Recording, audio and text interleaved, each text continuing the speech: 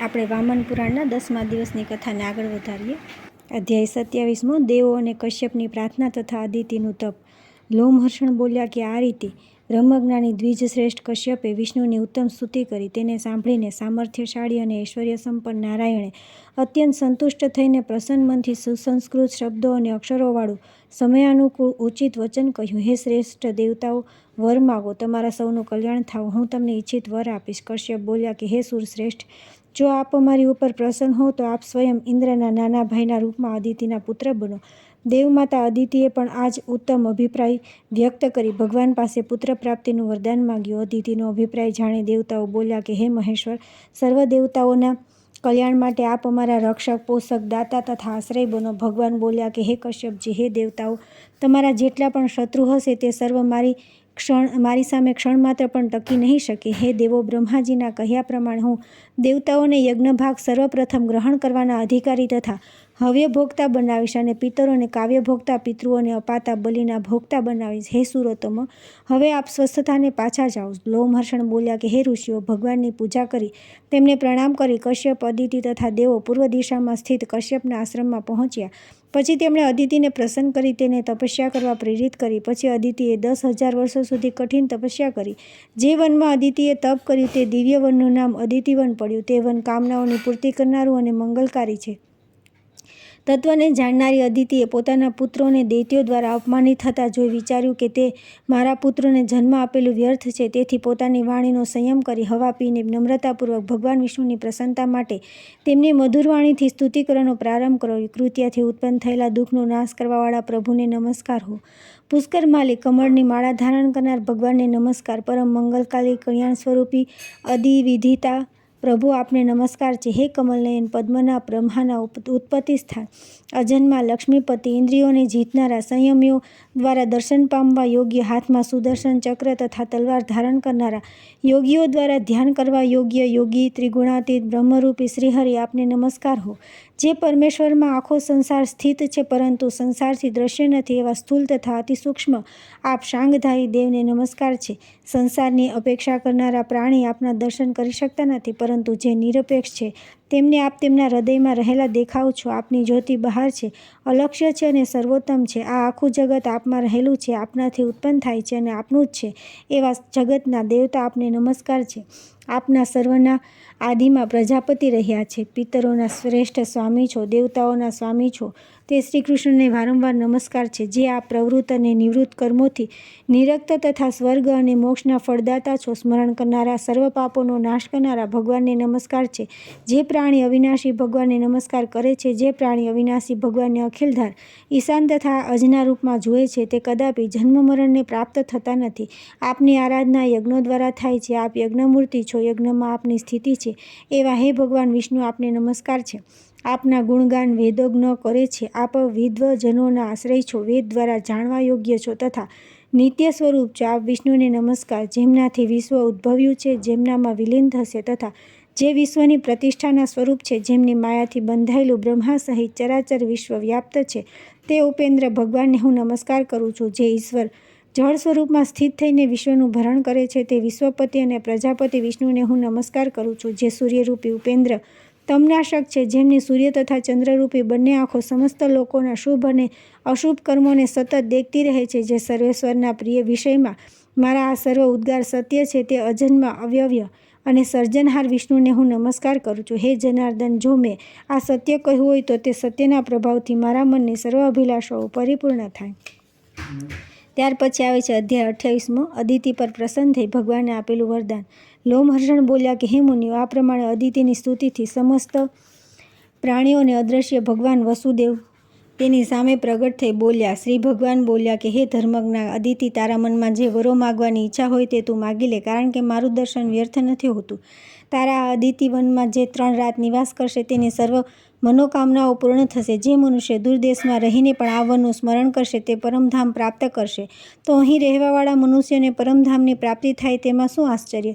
જે મનુષ્ય આ સ્થાન પર 5, 3 અથવા 2 કે 1 બ્રાહ્મણને શ્રદ્ધાપૂર્વક ભોજન કરાવશે તે મોક્ષ પ્રાપ્ત કરશે. અદિતિ બોલી કે હે દેવ, આપ જો મારી ભક્તિથી પ્રસન્ન થયા હો તો મારો પુત્ર ઇન્દ્ર 3 લોકનો સ્વામી થઈ જાય.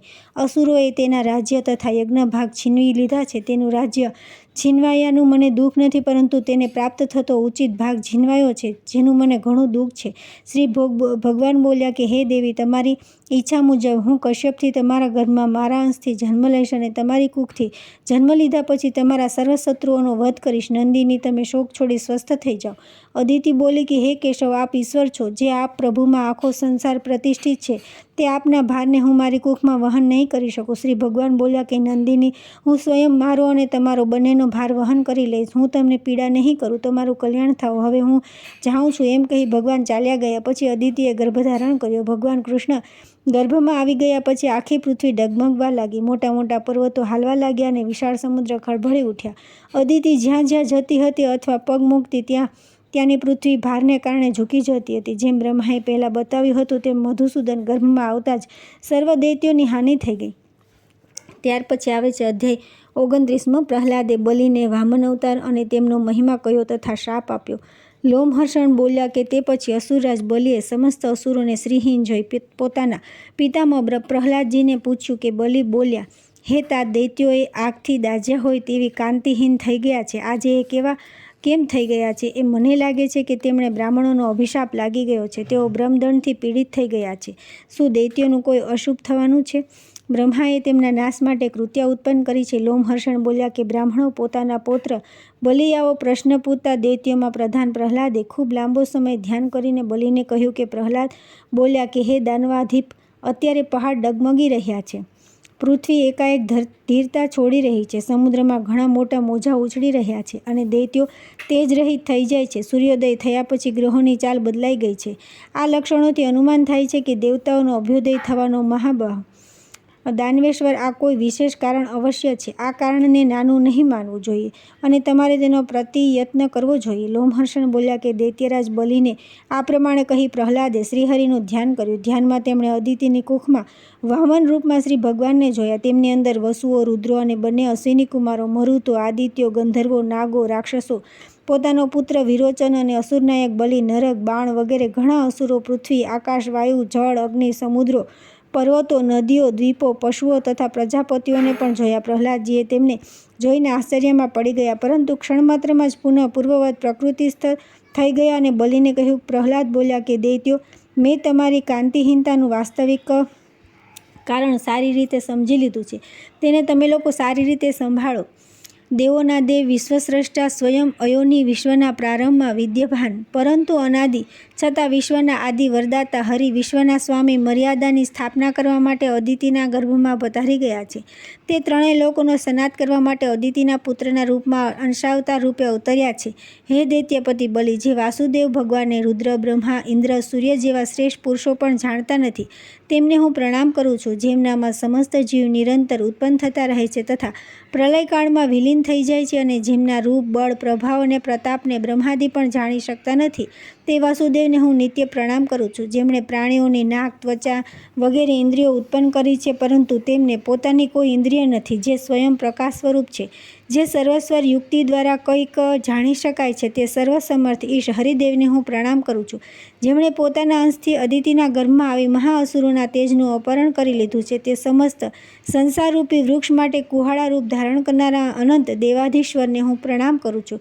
હે અસુરો, શ્રી ભગવાન પોતાની 16મા અંશની કલાથી ઇન્દ્રની માતાના ગર્ભમાં પ્રવિષ્ટ થયા છે અને તેમણે જ તમારા શારીરિક બળને હરી લીધું છે. બલિ બોલ્યા કે હે तात, જેમનાથી આપણે સૌને ડર છે તે શ્રી હરિ કોણ છે?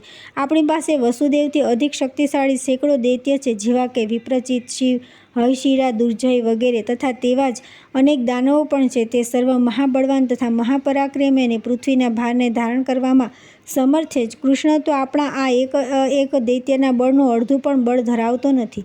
લોમહર્ષણ બોલ્યા કે મુનિઓ, પોતાના પૌત્રની આ બડાસ સાંભળીને પ્રહલાદ ક્રુદ્ધ થઈ ગયા અને ભગવાનની નિંદા કરનાર બલિને તેમણે કહ્યું કે બલિ, તારા જેવા વિવેકહીન તથા દુર્બુદ્ધિ રાજાની સાથે આ બધા જ દૈત્યો અને દાનવો માર્યા જશે. હે પાપ બુદ્ધિ, તારા સિવાય એનું કોણ છે જે દેવાધિદેવ મહાભાગ અજ અને સર્વવ્યાપી વસુદેવને આ પ્રમાણે કહે છે?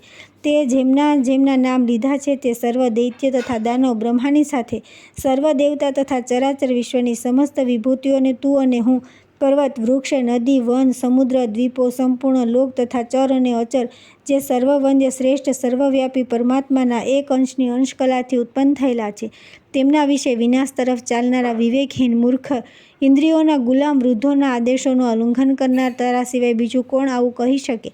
હું ખરેખર શોચનીય છું કે મારા ઘરે તારો અધમ પિતા ઉત્પન્ન થયો છે, જેનો તારા જેવા દેવાધિદેવ શ્રી વિષ્ણુનો તિરસ્કાર કરનાર પુત્ર છે, જે અનેક સંસારના સમૂહોના પ્રવાહોનો વિનાશ કરનાર છે. એવા શ્રી કૃષ્ણ ભક્તિમાં થવા માટે તને મારું પણ ધ્યાન ન રહ્યું. હે દિતિનંદન, મારા વિશે સમસ્ત સંસાર તથા તું પણ એ જાણે છે કે મને આ મારો દેહ પણ શ્રીકૃષ્ણથી અધિક પ્રિય નથી.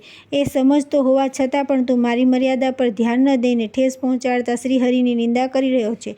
બલિ તારા ગુરુ પિતા વિરોચન છે અને તેનો ગુરુ પિતા હું છું, તથા મારા પણ ગુરુ સંપૂર્ણ જગતના સ્વામી ભગવાન શ્રી નારાયણ હરિ છે.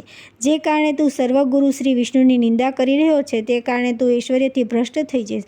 હે બલિ, તે પ્રભુ જનાર્દન દેવ જગતના સ્વામી છે, તે શ્રીહરિનો હું ભક્ત છું. તેનો વિચાર કરીને પણ તારે મારી અવહેલના ન કરવી જોઈએ. તારા અપરાધથી હું તને શાપ આપું છું કે તું રાજ્યથી ભ્રષ્ટ થઈને પતન પામીશ. ભવસાગરમાં ભગવાન વિષ્ણુ સિવાય બીજો કોઈ રક્ષક નથી, તેથી શીઘ્ર હું તને રાજ્યથી ભ્રષ્ટ થયેલો જોઈશ. ત્યાર પછી આવે છે અધ્યાય 30. બલિ પ્રહલાદને સંતુષ્ટ કરે છે. વામન પ્રાકટ્ય. બ્રહ્માની સ્તુતિ. વામનનું બલિના યજ્ઞમાં જવું. લોમહર્ષણ બોલ્યા કે હે મુનિઓ, દૈત્યપતિ બલિ પ્રહલાદની આવી કઠોર અને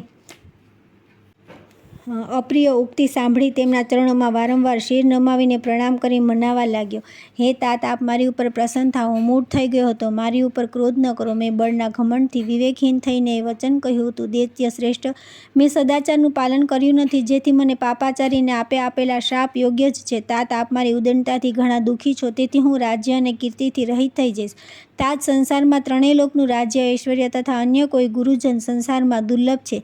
હે દૈત્ય રક્ષક, તાત આપ પ્રસન્ન થાઓ. આપના ક્રોધથી હું રાત દિન બળી રહ્યો છું. પ્રહલાદ બોલ્યા કે વત્સ, ક્રોધથી મૂઢ થઈ વિચાર કરવાની બુદ્ધિ મેં ગુમાવી દીધી અને તને શાપ આપી દીધો. હે મહાઅસુર, જો મોહવશ મારું જ્ઞાન દૂર ન થયું હોત તો હું ભગવાનને સર્વત્ર વિદ્યમાન જાણતો હોવા છતાં તને શાપ કેવી રીતે આપત? તાત, મેં તને જે ક્રોધવશ શાપ આપ્યો છે તે તારા ભલા માટે હશે. તું દુઃખી ન થા, પરંતુ આજથી દેવાધિદેવ ભગવાન અચ્યુત શ્રીહરિનો ભક્ત બની જા, તે જ તારા રક્ષક થશે. વીર, મારો શાપ મેળવી તે દેવેશ્વર ભગવાનનું સ્મરણ કર્યું છે, તેથી હું તને તારું કલ્યાણ થાય તે જ કહીશ. લોમહર્ષણ બોલ્યા કે મુનિઓ, અદિતિએ સર્વ કામનાઓની સમૃદ્ધિ કરનારું વરદાન પ્રાપ્ત કરી લીધા પછી તેના ઉદરમાં મહાયશસ્વી દેવ ભગવાન શ્રીહરિ ધીરે ધીરે વધવા લાગ્યા. 10મે મહિને ભગવાન પ્રસવના સમયે વામનાકારમાં પ્રગટ થઈ ગયા.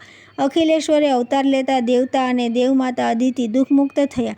સંસારમાં આનંદદાયી વાયુ વાવા લાગ્યો. ગગનમંડળ સ્વચ્છ થઈ ગયું અને સર્વજીવોની બુદ્ધિ ધર્મ કરવામાં લાગી ગઈ. તે સમયે મનુષ્યોના દેહમાં કોઈ ગભરાટ ન હતો. તેમના જન્મ સાથે બ્રહ્માએ તત્કાળ જાતકર્મ આદિ સંસ્કાર કરી પ્રભુની સ્તુતિ કરી. હે અધીશ, આપનો જય હો. હે અજય, આપનો જય હો. વિશ્વના ગુરુ હરિ, આપ જય પામો. જન્મ, મૃત્યુ તથા જરાથી અતીત હે અનંત, હે અચ્યુત, આપનો જય હો. હે અશેષ અવ્યક્ત સ્થિતિવાળા ભગવાન, પરમાર્થની પૂર્તિમાં નિમિત્ત, જ્ઞાન અને જ્ઞેયના અર્થના ઉત્પાદક, સર્વજ્ઞ જગતના સાક્ષી, જગત કરતા જગતગુરુ, ચરાચર જગતના સ્થિતિ, પાલન અને પ્રલયના સ્વામી, હે અખિલ સર્વના હૃદયમાં રહેવાવાળા, આદિ, મધ્ય અને અંત સ્વરૂપ, સમસ્ત જ્ઞાની મૂર્તિ, ઉત્તમ મુમુક્ષુઓ દ્વારા અનિર્દેશ્ય, નિત્ય પ્રસન્ન ઈશ્વર, મુક્તિની કામના કરનારા, યોગીઓથી સેવિત, દમ આદિ ગુણોથી વિભૂષિત પરમેશ્વર, આપનો જય હો. હે અત્યંત સૂક્ષ્મ સ્વરૂપવાળા, દુર્જ્ઞેય, સ્થૂલ અને જગન્મૂર્તિ, ઇન્દ્રિયોથી રહિત તથા ઇન્દ્રિયોથી મુક્તનાથ, યોગમાં સ્થિત રહેનારા, શેષ શૈયા પર સુવાવાળા અવિનાશી પ્રભુ, આપનો જય હો. એક દાંતની ટોચથી પૃથ્વીને ઉઠાવવાળા વરાહરૂપધારી ભગવાન, હિરણ્યકશિપુના વક્ષસ્થળને ચીરનારા ઋષિ ભગવાન તથા વિશ્વના આત્મા અને પોતાની માયાથી વામન રૂપ ધારણ કરનારા, હે કેશવ, આપનો જય હો.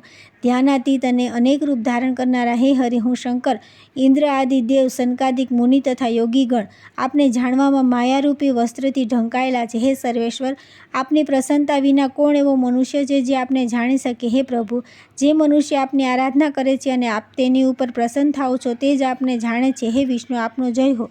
શ્રી ભગવાન બોલ્યા કે હે બ્રહ્માજી, પૂર્વકાળમાં આપે ઇન્દ્ર આદિ દેવો તથા કશ્યપે મારી સ્તુતિ કરી હતી. મેં પણ આપને ઇન્દ્ર માટે ત્રિભુવન આપવાની પ્રતિજ્ઞા કરી હતી. તે પછી અદિતિએ મારી સ્તુતિ કરી હતી. તેનાથી પણ મેં પ્રતિજ્ઞા કરી હતી કે હું બધાઓથી રહી ત્રણેય લોકને ઇન્દ્ર આપીશ. તેથી હું એવું કરીશ જેથી હજારો નેત્રવાળા ઇન્દ્ર સંસારના સ્વામી થશે. મારું આ વચન સત્ય છે. લોમહર્ષણ બોલ્યા કે હે બ્રાહ્મણો, બ્રહ્માએ ઋષિકેશ વામનને કાળું મૃગચર્મ અર્પણ કર્યું અને પછી બૃહસ્પતિએ તેમને યજ્ઞોપવીત આપ્યું. મરીચીએ પલાશદંડ, વસિષ્ઠે કમંડલ અને અંગિરાએ રેશમી વસ્ત્ર આપ્યું. પુલએ આસન તથા પુલત્સ્યએ 2 પીળા વસ્ત્ર આપ્યા. ઓમકારના સ્વરથી અલંકૃત વેદ, સર્વશાસ્ત્ર તથા સાંખ્યયોગ આદિ દર્શનોની ઉક્તિઓ તેમનું ચિંતન કરવા લાગ્યા. સમસ્ત દેવતાઓના મૂર્તિરૂપ વામન ભગવાન જટા, દંડ, છત્ર અને કમંડલ ધારણ કરી બલિની યજ્ઞભૂમિમાં પધાર્યા. હે મુનિઓ, પૃથ્વી પર વામન ભગવાન જે સ્થાને પગ મૂકતા હતા ત્યાંની દબાયેલી ભૂમિમાં ફાટ પડી જતી હતી. મધુર ભાવથી ધીરે ધીરે ચાલતા શ્રી વામને સમુદ્રો, દ્વીપો તથા બૃહસ્પતિ પણ તેમને સર્વકલ્યાણકારી માર્ગ બતાવવા લાગ્યા અને સ્વયં પણ ક્રીડાપૂર્ણ મનોરંજન અત્યંત ધીરે ચાલવા લાગ્યા. તે પછી મહાનાગ શેષ રસાતલથી ઉપર આવી દેવ ચક્રધારી ભગવાનને સહાયરૂપ થવા લાગ્યા. આજે પણ તે શ્રેષ્ઠ સર્પોનો દર વિખ્યાત છે અને તેના દર્શન માત્રથી નાગોથી ભય થતો નથી. આગળની કથા આપણે આવતીકાલે કરીશું.